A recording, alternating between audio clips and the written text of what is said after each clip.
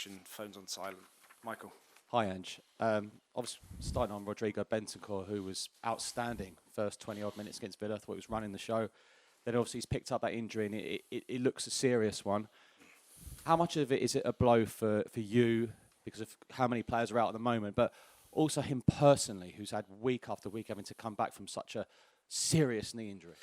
Yeah, look, I think I guess the biggest sort of emotion you have is for him because, and I've only sort of been here 6 months, but even that 6 months, you see how hard they work to get back, particularly him. A lot of it's a fairly lonely journey because you do the rehab on your own and you've got to push yourself. But pretty much from the moment I arrived, I think the first day I bumped into him, he was just that determined to get back, and he had his own timelines in his head. And I think I said, he kept banging on my door about being involved, and we kind of held back because obviously with such a significant injury, you want to make sure they're ready. And he'd done everything right. Obviously he had a good international break where he got back playing for his country, and like I say, he started the game so well. So with all that context, you just gutted for him because of the person he is and what he's gone through. But that's unfortunately that's what the challenges football sometimes throws up at you. And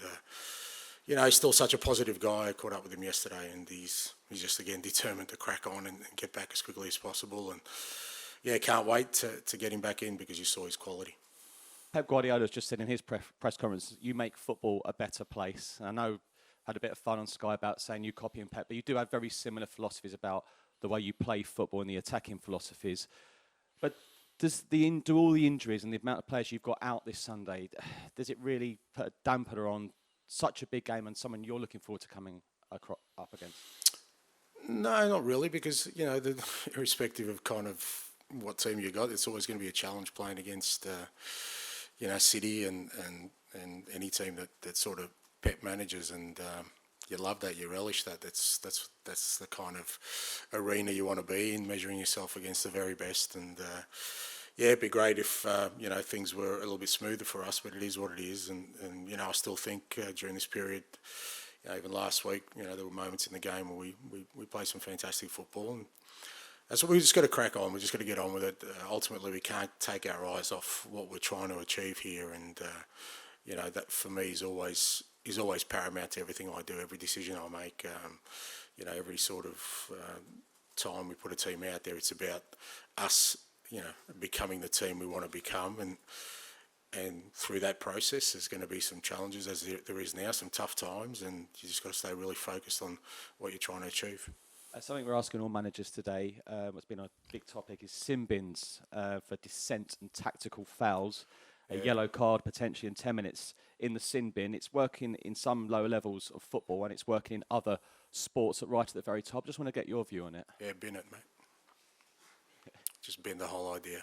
Just forget about it. I don't understand why, and again, I think I've already said where I stand on this kind of stuff, but I don't know why they keep interjecting themselves into the game. There's not that much wrong in the game, but again, I guess once they throw an idea like that out, it usually means they've already sort of tested the waters, and it'll probably be inevitable at one stage. I don't think there's a need for it. I think you're seeing a lot more dissent in the game these days because you've got more people to dissent to. In the past, it was just the referee. Now you can dissent to the fourth official, you can dissent to the VAR, you can dissent to the head of the referees. It used to be simpler. So the authority was with the referee, and he could handle it himself. So, but as I said, I just don't think we need to mess with the game too much. But it is what it is. Good luck Sunday. Thank you, bud. Charlie.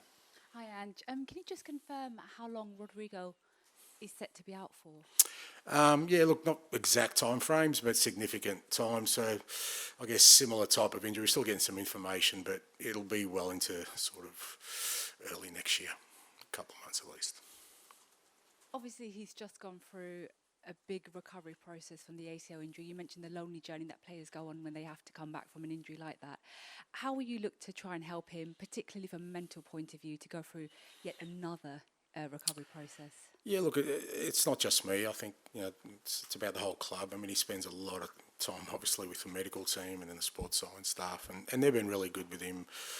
It starts with the player himself. Like I said, talking to him yesterday, he's such a positive guy, and if it was me, I'd be a hell of a lot grumpier around the place. But he's got a really positive outlook. He knows that he's been through a tough time, and he's got to go through another shorter tough time. But he also knows that and he felt it himself when he was out there that he hasn't lost anything as a footballer, and that's the important thing, And I think that's given him the incentive to get back as quickly as possible, and again make an impact for us.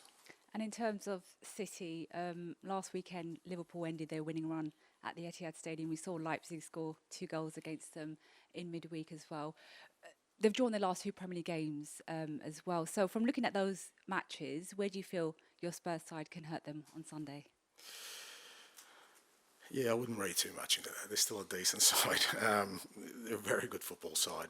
Like I said, it's a great test for us. A great test for where we're at as a group, as a team, as a sort of project of trying to become a team that plays the game a certain way. No greater measure than playing against the best, and that's what we'll have. We'll have a strong test, at the Etihad, and we're looking forward to it. I think the players are looking forward to it. I'm certainly looking forward to it, and they're the kind of things that you don't want to shy away from, because they'll give you a great sort of barometer as to where you're at. Not so much just in terms of the result or even the performance, but as much about your mindset of the kind of team you want to be. Okay, thanks, Ange. No worries. Just microphone behind you. Hiya. You said before your main goal is for the team to become the team you want them to be, and obviously we've seen your philosophy thus far this season. Is that why you'd say to people ahead of going to Man City with a weakened team, I'm not going to change my philosophy, I want to carry on playing this way, and if we don't get a result, so be it? No, I'm not dismissing. I mean, I want us to get a result, and the reason we're going to play the way we are is because that's the way I think is the best way for us to get the result. But at the same time, we have a plan in place to sort of become a certain kind of football team and try and bring success to this football club. And it's not an easy road, and you're going to get challenged a long way. And your resolve only gets challenged in tough times. It doesn't get challenged when things are going well. It's kind of easy just to roll along with it. But invariably there's tough times, and we're going through one right now. And we've just got to stay strong in terms of who we want to be, and make sure that we don't sort of lose focus of what the end game is, because that's why most teams and most organisations, I think, at some point falter, is because in the tough times when the resolve gets tested, they're found wanting. The squad is being tested right now with injury and suspension.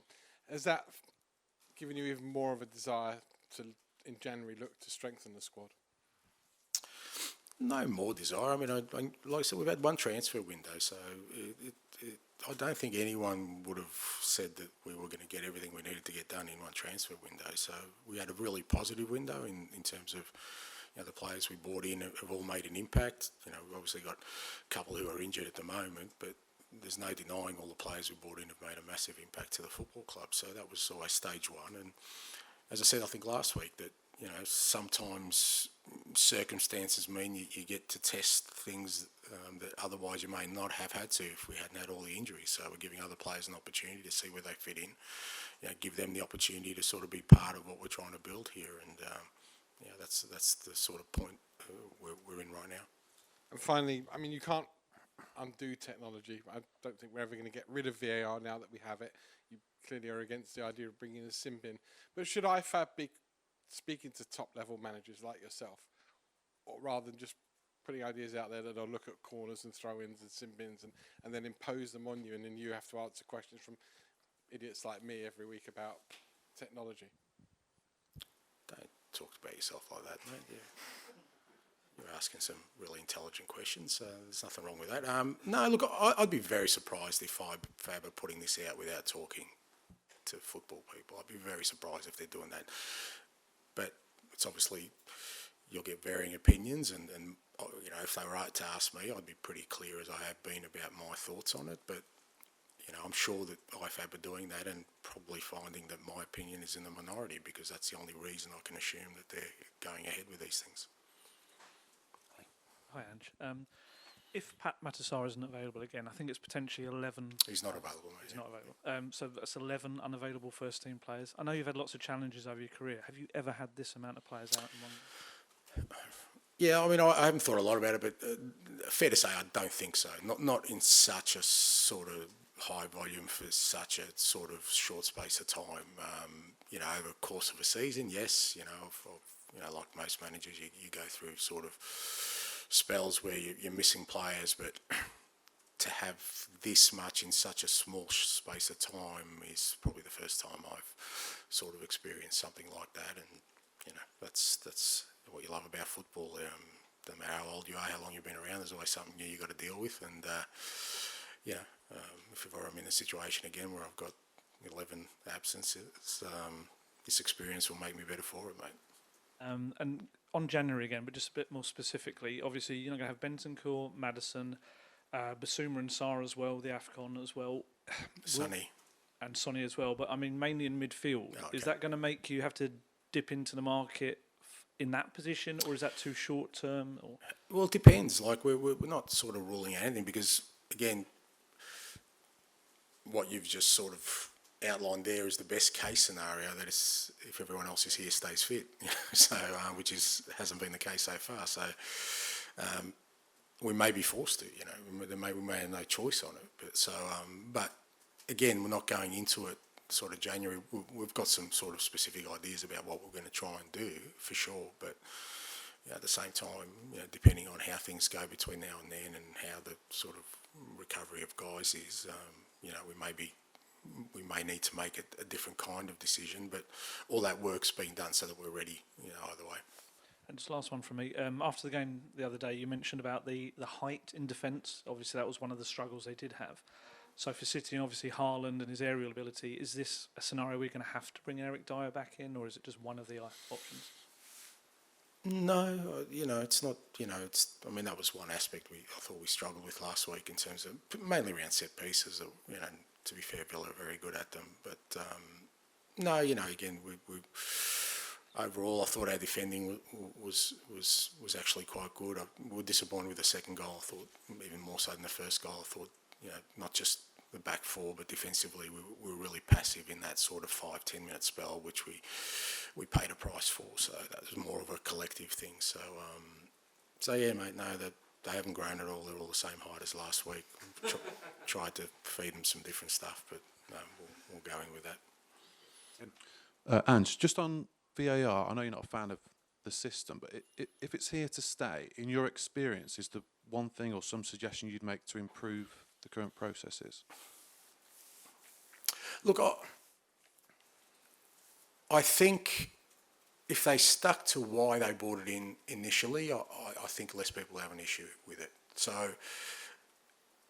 if I hear one more person say that it doesn't re-referee a game, I'll explode, mate, because that's exactly what it's doing. It was brought in for clear and obvious errors, right? Clear and obvious error for me would be if all of us in this room saw something and go, that's definitely wrong. I think at the moment it's going with, well, you know what, the majority in this room say it's wrong. So just leave it for what it was there for. If you've got to look at something from 7 different angles, slow it down to the minute, that's not a clear and obvious error.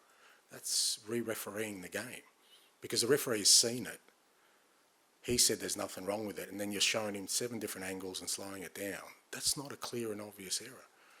So like I said, if I could show you a decision here and all of you say straight away, that's handball, all of you say that's a bad tackle, then I go, well, that's a clear and obvious error. But if you go, well, I'm not sure, well, let me show you this angle. Let me slow it down for you a little bit. Let me just show you what happened before. I just think that's where we've gone wrong with it, and it's why I think the goal line technology was so seamless. It's black and white. It's done. It's over the line. It's not over the line. Move on with it. Can I just ask on Ashley Phillips as well? Is he close to things at the moment? No, he's out long term as well, mate. He won't be at least new year for him as well. James? Hi, Ange. It's just about Erling Haaland. Is he the most complete centre forward that you've ever seen at that age? He's 23, and given what a clinical finisher he is the key to stopping the supply into him? Because by the time he gets the ball, it's sort of too late. Yeah, no, it's always hard to make comparisons because I come from generations where a lot of young strikers were pretty decent when they first started. But he's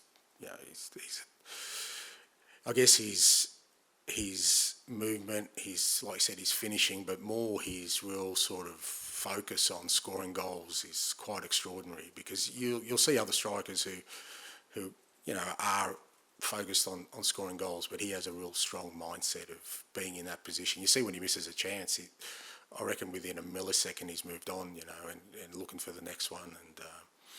And he's, like I said, it's frightening at his age what the amount of goals he could score. But yeah, the key is, I guess, can we, as a group, sort of handle, what attacking threat, invariably a team like Man City have, and they come from different avenues, and can we, like I said, minimise the amount of times they get the ball to him, minimise what areas they get the ball to him. But they can hurt you in many ways. Even if Erling doesn't score, they've got plenty of goal threat in there. So for us, it's going to be a great test to kind of try and minimise all those threats, and more importantly, be a threat ourselves. Because otherwise, if we're not a threat ourselves, then you can sort of hold the damn wall for as long as you possibly can, but eventually they'll break through it. And given the defensive injuries you've got, can you combat him in the way that you want to, or are you going to have to kind of improvise this weekend? No, I think, look, irrespective of kind of the players we've got available, it would still be a collective approach, I think, is the best way, like I said, because if you put too much on trying to shut him down, then, there'll be a Phil Foden or Silva or Alvarez, or I could go through the whole team, mate, to be honest, and they're still going to hurt you. So it has to be a collective approach, irrespective of kind of the personnel we have. Okay, George from the BBC, and then George from PA, please.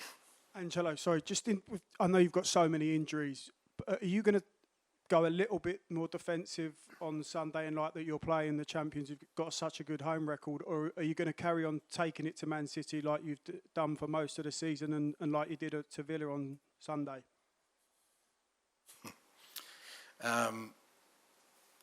If you had to take a punt, what do you reckon I'd say? Just a wild guess out of. I don't want to be flippant about it, and I get the question, but I don't do what I do because of I've said before, trying to prove a point. It's just you look at the top teams, and there's one sort of common trait amongst them. They've all got a plan. They invest in that plan and they stick to it. Yeah. They don't shy away from the first difficulty. You look at whether it's City or Arsenal or Liverpool, all the teams that have dominated in recent years, they've got a plan, they stick to it. Yeah? And you have to, because your resolve doesn't get, like said, whatever you believe in, whatever you really strongly believe in, you as a person, only gets tested in the toughest of times. It doesn't get tested when things are going well. And for me, like, these are the important times, because this will show what kind of football team we want to be. You can sort of shy away from, what, we've got injuries, we're playing Man City away, and, but you're either going to be a club that tries to knock off the big clubs, or you're a big club. You're one or the other. My hope and my ambition for this club is to make it a big club. And to do that, you have to be successful. You have to win things. To win things, you've got to have a plan. You've got to stick to it. You've got to believe in it. And you've got to be prepared that during the tough times, when you get scrutinised, and invariably, people will ask questions, which is fair enough, because that's what I think needs to happen. Again, it's the only way you can really test yourself. No good if everyone keeps telling you you're brilliant. That's not a good way to live your life. The best way to keep challenging yourself is when people challenge you, and so you've got to be prepared for that, and you've got to take that, and you've got to show some backbone through that time. That's what I believe, right? So that's my methodology. So I'm not going there to show people, you watch me, I'm just going to take it. It's because I think that's the way forward for us. It could be an absolutely brilliant game then on Sunday. I hope so, yeah. Ultimately that's what we want, isn't it? I know we were obviously disappointed with last week, but it was still a cracking game. We could have scored 5 or 6 on any other day. I'd much rather take that from us than, like I said, the game before against Wolves. I just, even if I was a supporter, I'd be walking away going, not a great game of football. So it's still part of it for me anyway, and it's why I relish these kind of games, you know, because you go there, you test yourself. Okay, you may not come out on top, but you're going to have a crack at it for sure. Thanks, mate. George, to finish us off in the broadcast section, please. Hi, Ange. You will have Basuma back Yes. this weekend, and he had such a strong start to the season, but it's almost felt like maybe since the Luton game, he's not quite hit those levels. Have you sort of sensed any change in him since that? No, I think it was just more the disruption. He obviously, you know, he got the red card and then he got suspended, so, you know, he hasn't really had a good sort of run at it since then. But yeah, really pleased to get Biss back. He's, you know, he's such an important part of sort of our setup with the way he plays in that role, and you know, I would love to see him and Rudiger in there. And I had all these plans, and they've just gone out the window. Anyway, that's me speaking out loud. Sorry. But it's good to get Biss back, and yeah, hopefully now. Look, if you look at sort of the first third of the season's gone, and you look at it, and you know, from a results perspective, I reckon we're still on the positive side of the ledger from you know, the first 13 games. Performance-wise, I still think we're on the positive side of the ledger, even though we've had some disappointments. But an area we needed to improve is discipline. He's part of that. You know, I think that's let us down this first half of the year in terms of just, not just in terms of cards, but in terms of just being really focused in our approach. And these are the things we need to learn as a team. And I'm sure Biss probably feels that himself. He's probably a bit frustrated with kind of the fact that he had such a great start, now it's been disrupted. But yeah, like I said, great to get him back, and yeah, particularly against a team like City, he's going to be very important for us.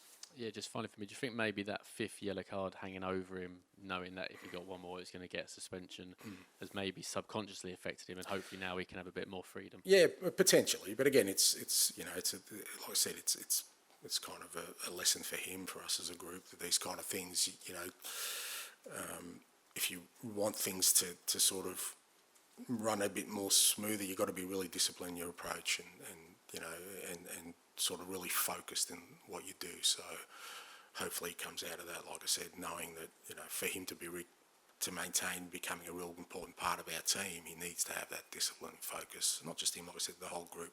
I think that's an area where, if you look, like I said, the first 13 games has really cost us.